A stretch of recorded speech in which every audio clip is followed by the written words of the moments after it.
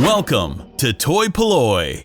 Hello and welcome to another video from toy-polloi, and in today's video we're going to be looking at repairing one of these GE5P Playmobil Spacemo little droid figures. Now recently I was contacted by Evander, who is a Patreon of toy-polloi, asking if I would take a look at his childhood version of this droid, GE5P, and can I fix it up. Now I did already have one of these droids. I had this XY6 droid here in the background, and Evander sent me a selection of other ones to add to my collection. But it's this poor chap here we're going to be fixing up. This is what he should look like, and you can see that he is clearly very much sort of based on R2-D2 from Star Wars. In fact, if I bring in an R2-D2, you can see how close these two droids look. I'm guessing that Playmobil took a little bit of artistic license from the R2-D2 droid and made their own version, adding some arms and sort of saying it's a different droid. But really, I think everybody who saw this immediately thinks that this is an R2-D2 droid. And I've seen quite a few people sort of wanting to collect these and adding them to their sort of Star Wars collections because it is such a Star Wars related little toy.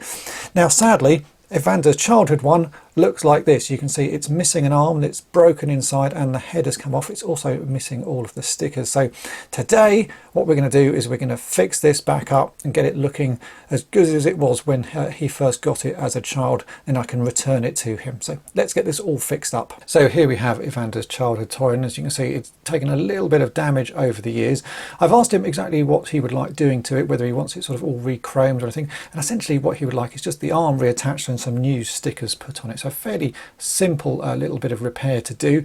Looking at this, you can see inside there is a piece of plastic that holds in all of the limbs, and what's happened is the piece that holds in this left arm has snapped, so the arm has fallen off, and here is the arm. So if you put it in like this, it just falls out again. There's nothing to hold it in place. This inner piece of plastic has a clip on that side, so you can see that's how the arm is held in. I'm guessing the legs are held in exactly the same, although I can't see down to the bottom of that, and I don't really want to pull these limbs out because this plastic I can feel has gone very brittle. So I'm just going to leave those arms as is, and we need to make a new way of attaching this left arm, and it looks like the head should just clip in place, so we can clip that in later. So I have one idea for sort of fixing this in a really simple way, and I want to try that first. If that doesn't work, then I'm going to make a little bracket to put in here, but let's try the simple solution first to see if that will work. So let's first try my simple method just to see if that works. It may work and I may not have to do any sort of building, but what I'm thinking is to keep this arm in place. You can see there is a clip on this side. Something like an O-ring pushed over the top of this will clip it quite nicely, and if I can get the right sized O-ring and push it over on the inside, it may clip it in place and sort of hold the arm as we need it. So here is my big box of O-rings. I bought this years ago. It's absolutely full of all sorts of different sizes of O-rings, and I am going to try one of these really small ones here and see if that will do the job. I'm not quite sure what the size of these are. That doesn't really matter. I'm just looking for something that is about the right size to fit over this little peg on the arm. So let's try this and see if it fits. So that does fit quite nicely and quite well. It's sort of held on quite firmly. So what I've got to do now is try and get this on inside the body. So I have a pair of tweezers here. I'm going to grab the O-ring just like that, push this in and see if I can clip the O-ring over that little peg while it's inside the body. This might be easier said than done, just because it's an awkward position. Oh no, that's done. So there we go. Now I've got the O-ring over that little peg on the inside. That does actually hold the arm in place. That's not too bad, you know. It's a bit floppy, but it would work. I'm going to say that's a sort of a half fix. Let's try it my sort of other way. I think this is a good sort of quick method, but I want to try and do this properly and make sure that this arm actually can be posed like this one. So I'm going to do it the other way, which is going to involve making something.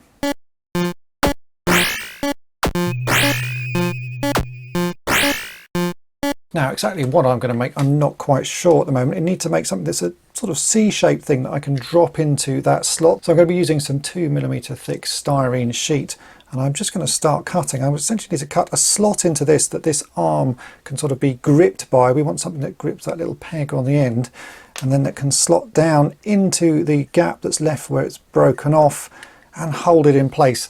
I'm really just going to sort of have a go at making something. I've got a rough idea, But until I've actually sort of made something and sort of done a few test fits, I'm not quite sure what that's going to be. So let's just get cutting.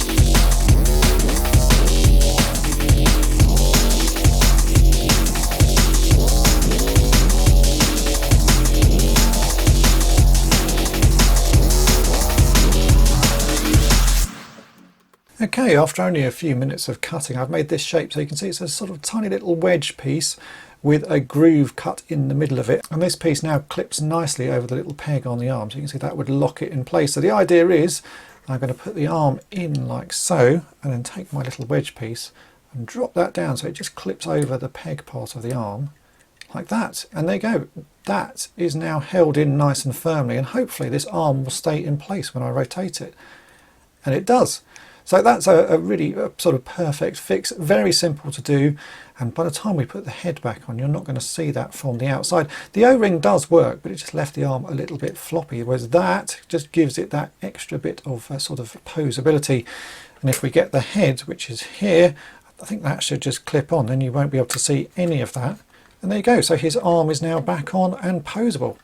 Now what we need to do is sort out the missing stickers. The stickers for these droids are really quite simple. So what I'm going to do is just go into Photoshop and recreate these. I've had a quick search around to see if anyone has a scan of the original sticker sheet, and they don't. So yeah, just recreate them from scratch. I've only got these two versions of the droid. I think there are a couple of others. So at some point maybe I can update the file to have all the others on. But for now, let's recreate the stickers that I have here. So we've got a few on the front and then a couple on the back. So it shouldn't take too long at all.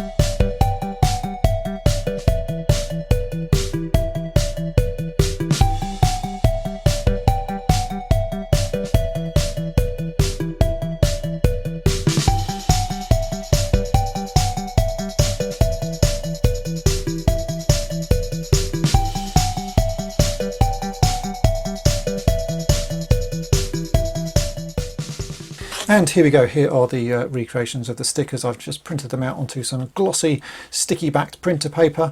We now need to cut these out. I put a slightly lighter line around the edge of them just so the white paper doesn't show through. So we need to cut off that outer line down to the inner sort of sticker part and get those on the figure. These are very tiny, so it might be quite a sort of job to get them on and get them cut out neatly, but I'll do the best I can. Let's get them cut out and put on the figure.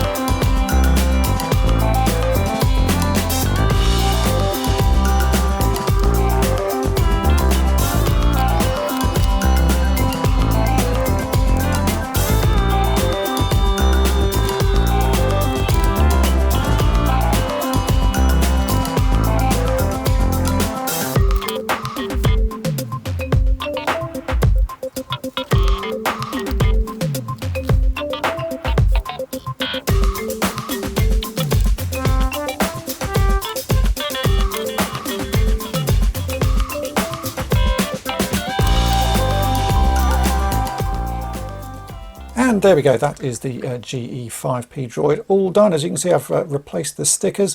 They are fairly hard to cut out just because they are so tiny, and you'll need a pair of tweezers or something to apply them, just because, as you can see, the smallest one there is just that tiny little dot, so it does take a little bit of a steady hand to get those applied. But the end result is I've now got a really nice looking GE5P droid. And if you want to do this to your own droid, then the sticker file will be available for free from toy-polloi.com, so go and download it from there. This is now going to be packed up and I'm going to return it to Evander, who, as I mentioned, was a Patreon of mine. And if you aren't a Patreon of mine, then do check out the links that I put in the description. You can help support Toy-Polloi by becoming a patron, and you get early access to all of my videos and little behind the scenes bits as well, so do go and check that out. And there we go, though, that is the end of this project. We've got a lovely droid and he's looking really rather nice. If you've enjoyed this video, then make sure to hit the subscribe button and tap the bell to be notified each time I upload a new video. And thanks for watching. Thanks for watching Toy-Polloi. Subscribe for more great videos. You can also follow Toy-Polloi on Twitter, Facebook, and Instagram.